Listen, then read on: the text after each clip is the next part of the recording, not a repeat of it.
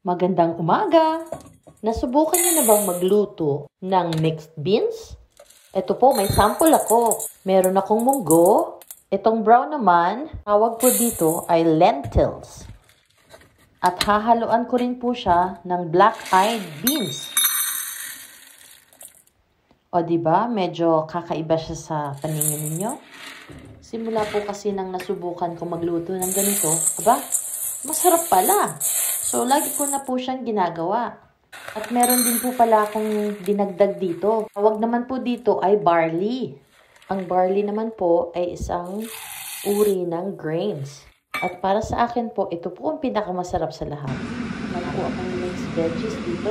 Carrot, celery, and mushroom. So, shortcut version naman po tayo. Ito na po siya ng lumambot na mga beans natin. So, ganyan lang po, di ba? Kayo po ba? Ano po ba ang hilig niyong lutuin? Lalo na sa mga masabaw na pagkain. Comment down below naman po. So, dito po, sinama ko na yung mixed veggies. Dahan-dahan lang po kasi ang bigat po ng kawali. Nga po pala, baka may request kayo. May gusto kayong ipaluto sa akin at kaya ko naman.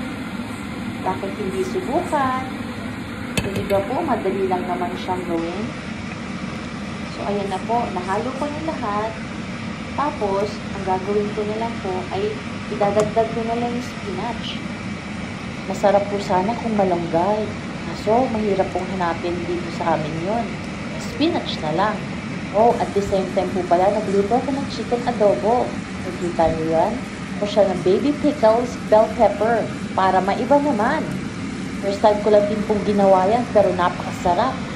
So, ito na po yung finished product. Kain po tayo. Thanks for watching.